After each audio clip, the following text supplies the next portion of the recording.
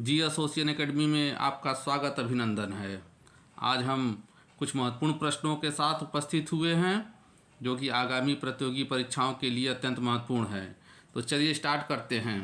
आज का हमारा पहला प्रश्न, पौधे जो नमक युक्त मिट्टी में उगते हैं उसे क्या कहते हैं? जीरोफाइट, हाइड्रोफाइट, हेलोफाइट या सक्यूलेंट? तो इसका सही जवाब होगा ऑप्शन सी, हेलोफाइट। नमक युक्त मिट्टी में उगने वाले पौधे हेलोफाइट्स के नाम से जाने जाते हैं और मरुस्थलीय क्षेत्र में उगने वाले पौधे को जीरोफाइट कहते हैं जो मरुस्थल में उगते हैं, और साथ में जल में उगने वाले पौधे को हाइड्रोफाइट कहते हैं। हमारा दूसरा प्रश्न, पर्यावरण किससे बनता है? ए जीवी घटकों से, बी भू आकृति घटकों से, सी अजैव घटकों से, डी इन सभी? तो इसका सही जवाब होगा ऑप्शन डी, पर्यावरण इन तीनों चीज़ से मिलके जो है बनता है।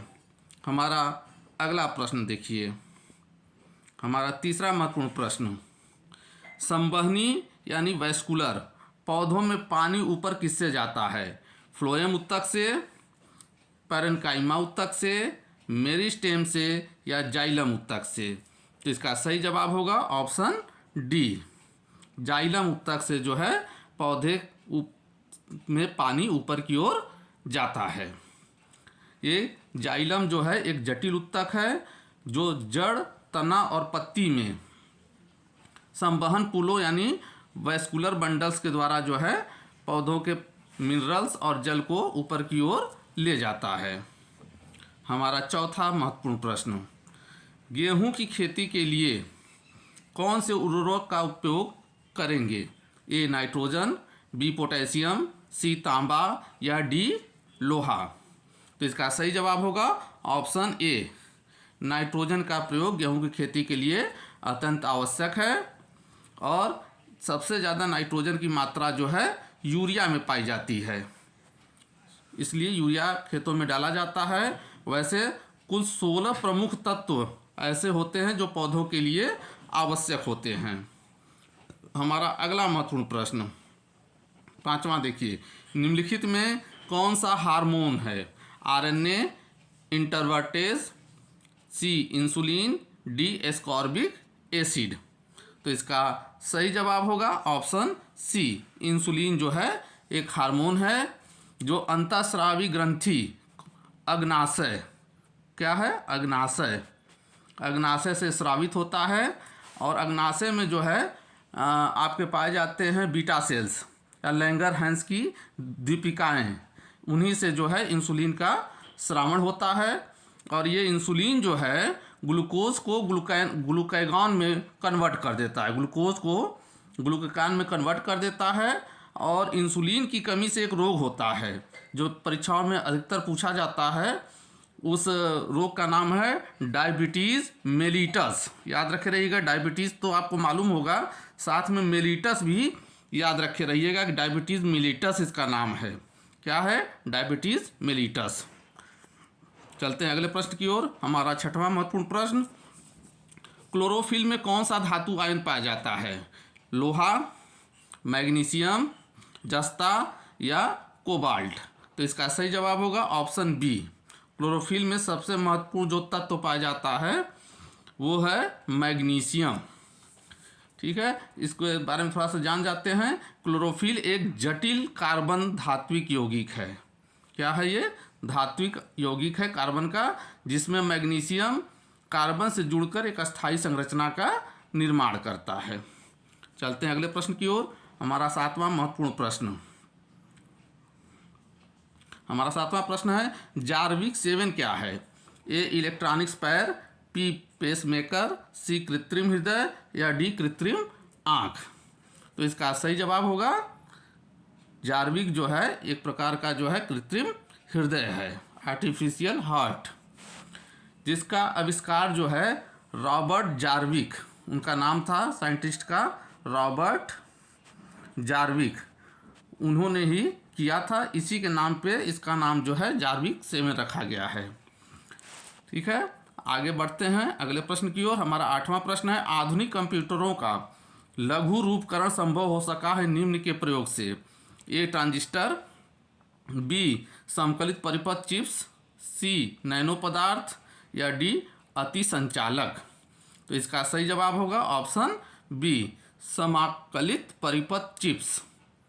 आधुनिक कंप्यूटरों का जो है लघु रूपकरण है। चलते हैं अगले प्रश्न की ओर। हमारा 9वां प्रश्न देखिए। हमारा 9वां प्रश्न है, मध्य पाषाणिक यानी कि मीसोलिथिक, क्या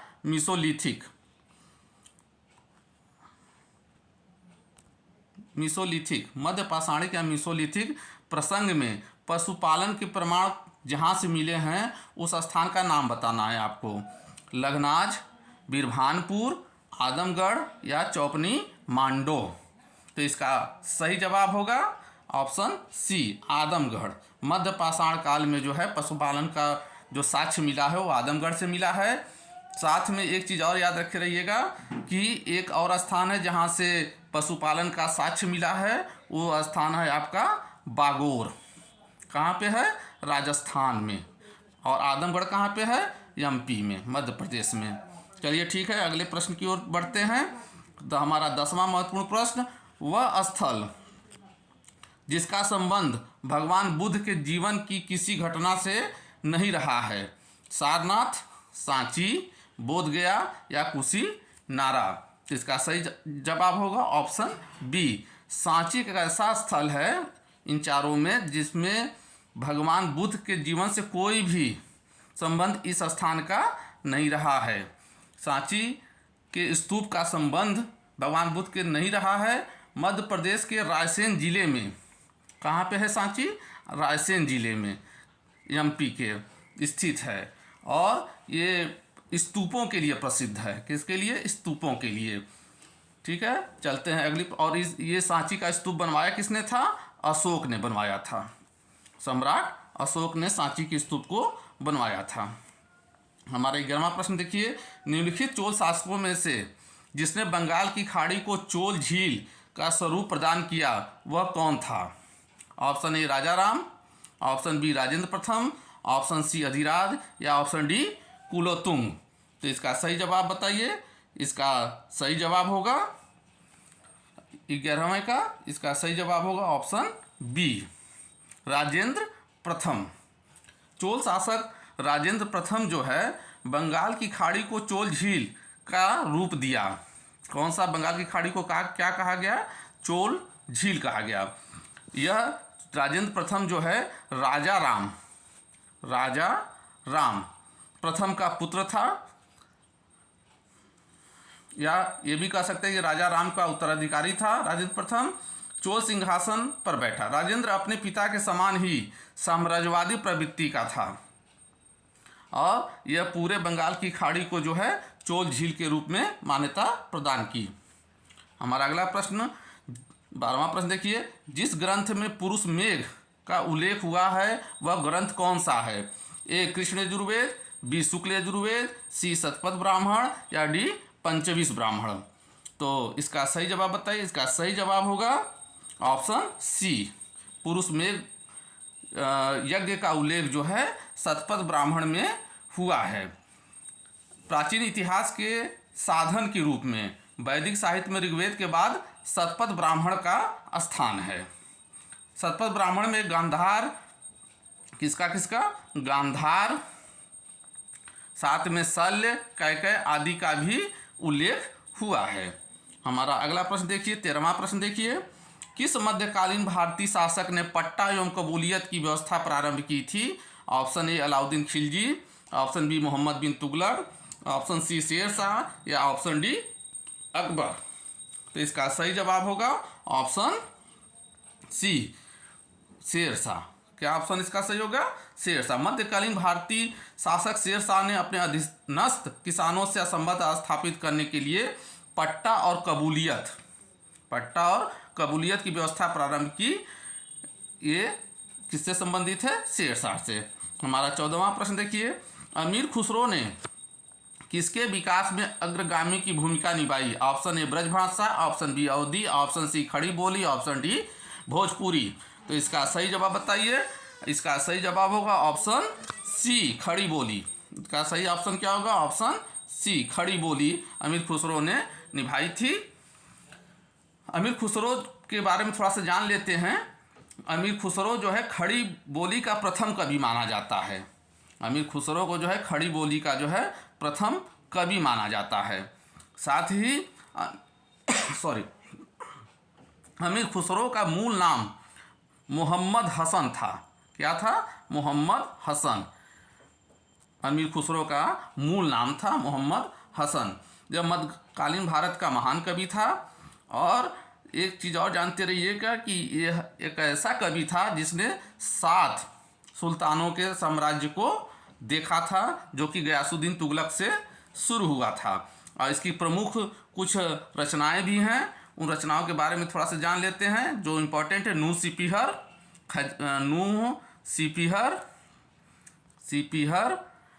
खजाइन उल फुतूह और तारीख़ अलाई। क्या? तारीख़ ए अलाई, इसकी कुछ प्रमुख रचनाएं थीं। चलते हैं अगले प्रश्न की ओर। मोहम्मद गोरी ने जयचंद को किस युद्ध में पराजित किया था? तराइन का युद्ध 1191, तराइन का द्वितीय युद्ध 1192, चंदावर का युद्ध 1194 या डी कन्नौज का युद्ध 1194 ईस्वी। तो इसका सही जवाब बताइए। इसका सही जवाब होगा ऑप्शन सी। मोहम्मद गोरी ने जयचंद को चंदावर के युद्ध 1194 में जो हुआ था उसमें पराजित किया था। गोविंद चंद के बाद 1170 ईस्वी में जो है जयचंद शासक बना था। और जयचंद के बारे में एक चीज़ और जानते रहिएगा कि इसी जयचंद के दरबार में एक संस्कृत के प्रसिद्ध कवि जिनका नाम था श्रीहर्ष, संस्कृत के प्रसिद्ध कवि श्रीहर्ष रहते थे। और इनकी एक रचना थी जो एग्जाम में पूछा जाता है, नैषध चरित्र। श्रीहर्ष जो कि जयचंद के दरबार में थे, इनकी रचना थी श्रीहर्ष की नैषध चरित्र, इन्हीं के शासनकाल में थे। चलते हैं अगले प्रश्न की ओर। हमारा 16वां प्रश्न, हर्ष के दरबार में ह्वेनसांग को एक दूत के रूप में किसने भेजा था? ए ताई सुंग, बी तुंग कुआन, सी कु एन वू या डी इनमें से कोई नहीं। तो इसका सही जवाब क्या होगा? इसका सही जवाब होगा ऑप्शन ए। ताई सुंग ने हर्ष के दरबार में किसको भेजा था? ह्वेनसांग को भेजा था। और ये कब आए थे? और ये आए थे आपके 606 से 47 ईस्वी, जो कि शासनकाल रहा है हर्ष का, उसी के समय में ये आए थे। और भारत में करीब 10 वर्ष रहे। ह्वेनसांग कितने वर्ष रहे हैं भारत में? 10 साल। और ये नालंदा विश्वविद्यालय में शिक्षा प्राप्त किए थे, नालंदा विश्वविद्यालय में अध्ययन किए थे। और इनकी जो यात्रा विवरण है, ह्वेनसांग की जो यात्रा विवरण है, उस विवरण को सीयूकी के नाम से उन्होंने प्रतिपादित किया था। और इसी के नाम से इन्होंने एक ग्रंथ लिखी थी, सीयूकी, जिसमें लगभग 138 देशों का जो है विवरण उन्होंने दिया था। एक चीज़ और जानते रहिएगा कि ह्वेनसांग को एक बहुत ही प्रमुख नाम से जाना जाता है, जिन्हें एग्जाम में कई बार पूछा भी जा चुका है। वो है आपका प्रिंस ऑफ पिलग्रिम्स। पूछेगा आपसे कि प्रिंस ऑफ पिलग्रिम्स किसे कहा गया है? पिलग्रिम्स। तो याद रखे रहिएगा कि ह्वेनसांग को ही प्रिंस ऑफ पिलग्रिम्स कहा गया है। हमारा अगला प्रश्न देखिए, अष्टदिग्गज किस राजा से संबंधित थे? शिवाजी, कृष्णदेवराय, राजेंद्र प्रथम या यशोवर्मन। तो इसका सही जवाब होगा ऑप्शन बी। अष्टदिग्गज जो है कृष्णदेवराय के शासनकाल में थे। और जो ये तेलुगु साहित्य के सर्वश्रेष्ठ कवि थे। अष्टदिग्गज क्या थे? ये तेलुगु के सर्वश्रेष्ठ कवि थे। कृष्णदेवराय विजयनगर साम्राज्य के तुलु वंश का प्रमुख शासक था। कृष्णदेवराय, ये पूछता है कि कृष्णदेवराय किस वंश से संबंधित थे? तो याद रखे रहिएगा कृष्णदेवराय जो है तुलु वंश के प्रमुख शासक थे। और इसी कृष्णदेवराय के समय में एक पुर्तगाली यात्री आए थे, उनका नाम था डोमिगोस पायस। पूछता है एग्जाम में कि डोमिगोस पायस किसके शासनकाल में आए थे? तो डोमिगोस पायस जो है कृष्णदेवराय के शासनकाल में विजयनगर की यात्रा किए थे। ठीक है, चलते हैं अगले प्रश्न की ओर। हमारा 18वां प्रश्न है, किताबुल हिंद रचना के प्रसिद्ध लेखक का क्या नाम था? ए हसन निजामी, बी मिनहाजुद्दीन सिराज, सी अलबरूनी या डी शमसे सिराज अफीक। तो इसका सही जवाब क्या होगा? ऑप्शन सी, किताबुल हिंद की रचना के प्रसिद्ध लेखक कौन थे? अलबरूनी।